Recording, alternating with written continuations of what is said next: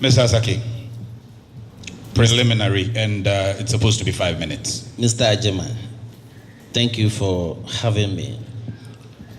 We would like to stay within where we can run and hide, but we will not go beyond what is in the law court. So as the present appeal, it is in the right direction. But Mr. Ajima, I would like you to give me more than 5 minutes, because I have seen that there is academia here, and there is our media, and there are international body also present here. I would want to take us through extensively and then show that we can all be informed some of the duties that we are talking about. President of GIFT, my senior comrade, I wouldn't have spoken, but because opportunity has given to me, I would want to add my voice too. Introduction of cargo tracking node, CTN system in Ghana. Cargo tracking node, CTN, also known as Bureau de Survey, Congressing BSC, or loading certificate, is an official marine document that contains information related to the cargo and aid movement between ports. This document is required to be submitted to the various shippers' councils in various countries, and which we all, ladies and gentlemen, we all do know that the Ghana Shippers Authority tried to introduce ASHI in 2015, and the steering public, including my good self, rise against them. So why now? In general, the CTN number must be shown on all documentation related to the cargo ship. Under that note, the shipper and or forwarder should provide the certificate number to the ocean carrier. Ocean carrier means the vessel. Ocean carrier at the loading port, that is where originated the goods is coming from. Loading agent for inclusion in the manifest and bill of lading. This is, however, comes with additional paperwork, and we are told that in the second session we will be talking about paperless of the port. So to the students and to the academics, we are talking about additional paperwork. Time and cost of port of origin, which eventually will be transferred to the consignee. As the sales goes on, there is no free lunch anywhere. So we are talking about Ghana ranking from 120 to 114, and Kenya is running 61 in terms of doing business. Ladies and gentlemen, this is what we are talking about. Why and when was CTN introduced?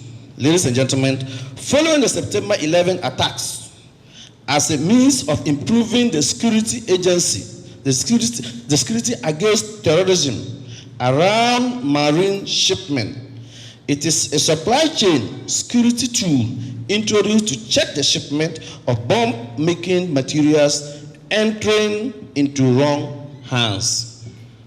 This is the reason why CTN came in other countries, and I'll tell you which of those countries, including African countries, that are doing that because of, in terms of bombs entering into wrong hands.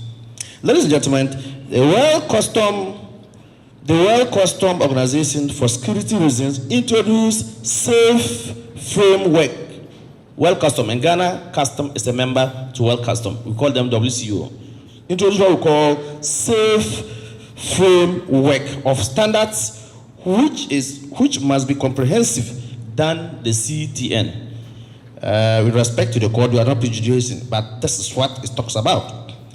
Fast forward, the entry into force of the WTO, we are talking about World Trade Organization here, the WTO Trade Facilitation Agreement, which Ghana is a signatory to, and has rectified in Parliament, and also a WTO in Geneva has put in place more impetus by addressing the issues to both security and facilitation of international trade in its Article 12. So go and look for World Trade Organization, Trade Facilitation, Article 12. Custom cooperation, which my very senior GIFT president raised it here for the purpose of academia.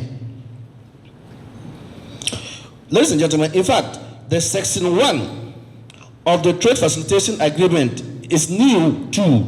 It's a new tool, of course, that has all the ingredients to address both perceived security and facilitation challenges to international trade as opposed to the CTN. CTN, as proposed in the current state, requires that the forwarder, you can call it an agent in the exporting country, the forwarder at originating country upload, and we all know what we call upload is, upload original or copy of export declaration submitted to custom authorities as requirement for importation. This, however, becomes inconsistent with the International Convention WTO TF agreement. TF means Trade Facilitation Agreement. It is inconsistent. In article, and I'm giving in article 10.2.3, you can go and look for it. The WTO TFA agreement, article 10.2.3, as quoted, a member shall not, let's underline the word factor, shall not, a member shall not require an original or copy of export declaration submitted to the custom authorities of the exporting member as a requirement for importation. This is what it says. And for your purpose, you can go and Google and you read and you find this thing in there. Ladies and gentlemen, I'm not just boring you. In stretching the issue, some may ask why the WTO did scoff the statement in 10.2.3 the way they did, and not rather a member shall require an original copy of export declaration submitted to the custom authorities of the exporting member as a requirement for importation.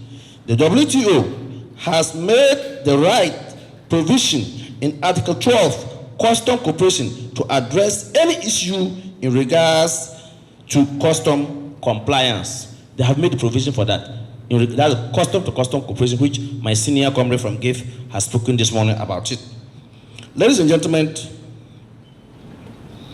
we will be quick to bring to notice to the policy makers that the proponent of CTN has argued that tool or system are being used in some African countries, but what they fail to state is that those countries are suffering from some security challenges of sort, and hence using the tool to counter any potential terrorism through shipment. Example about our Togo. We know what is happening, the uprising in Togo. We know of the Côte d'Ivoire, then we know of Dr. Congo. These are the African countries that we can find CTN in them, ladies and gentlemen. These countries deploy agents who inspect. So let's see. In these countries, they deploy agents, underline the word agents, who inspect and supervise the loading of containers and secure them with additional seal. So if Samson Asaki, my container is in China, Shanghai port is to come to Ghana, at the manufacturing company that I'm buying my goods from, or the warehouse that they are going to load my goods, these agents must be there present. See if there's mobile phones, it's mobile phones being loaded. They have a seal and they have their numbers. This is what it talks about. It's not saying I should upload, scan document, upload, and send it to somebody. That's how do you track if there's bomb, if there are guns, if there's whatever. You can judge it yourself. It says that, ladies and gentlemen, take it again. It says these countries deploy agents who inspect and supervise the loading of containers and secure them with additional seals of their own, and that must be inspected at destination for any tampering before in the case of Ghana. This is not so. We don't have agents all over. We have agents sitting in Ghana here. Ghana has since moved from pre-shipment inspection to amend the Import-Export Act to practice destination inspection. So you can go and ask, or you can go and Google of Ghana Import and Export Act. You will see that we have moved from pre-inspection to destination inspection. Our Contention are as follows, and I'm sure you all want to listen to what are the contentions. Do we want to listen to what are our contention? Statement by GRA stroke the consultant that they've engaged. This is what they tell us. Customs seeking to modernize its operations to facilitate the movement of legitimate trades in line with international best practices by partnering the consultant. I don't want to mention the name. I don't want to also cite contempt somewhere. Traders, they say partnering traders. Cargo tracking note is an old tool of 2002, basically introduced as security tool to secure supply chain. Our recommendation are that the modern tool for trade facilitating is enshrined in the trade facilitation agreement as entered into force globally on 22nd February 2017, rectified by Parliament of Ghana on the 4th of January 2017. So, yes, it was in 2002, it became an international convention. Ghana will have to implement it. So Ghana need Parliament of Ghana, as we do know, that if the country is contracting a loan outside or giving a contract to somebody outside, there must be a convention, an LI being passed by our Parliament. This was an international convention. Hence, Ghana need to implement it. It came in the same year, and the years you might take note. The policy came to force 22nd February 2017. Ghana rectified because Ghana is a signatory to WTO. And so Ghana rectified it in the same year, on the 4th of January 2017. It was approved. I think there is an error here because you cannot bring it on the February 22nd. So it was 1st April 2017. We can all cross-check. Yes, it's a typographical error. And I saw the GCNet man nodding his head.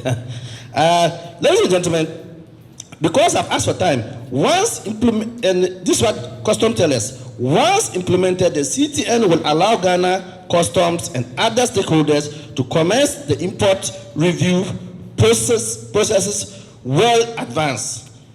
And they talk about how traders pass and other things. So I can just tell you, I can just run you through.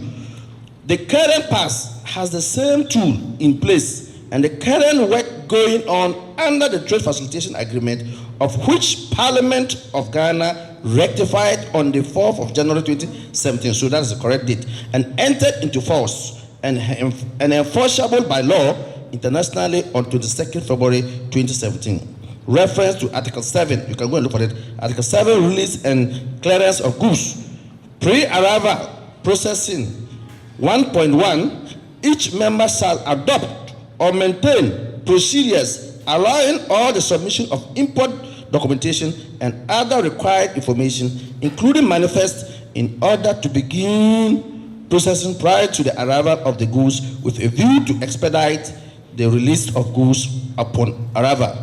1.2, each member shall, as appropriate, provide for advance lodging of document in electronic format for pre-arrival processing of such document. Even to further transparency is the modern tool for trade facilitation is enshrined in the Trade Facilitation Agreement as entered into force globally. The modern tool for trade facilitation is enshrined in Trade Facilitation Agreement as entered into force globally, and Parliament rectified. So, in addition, Custom Act 2015, you can go and look for it, ladies and gentlemen. Go and look for Custom Act 2015. You will see Act 891, Section 50, pre-entry.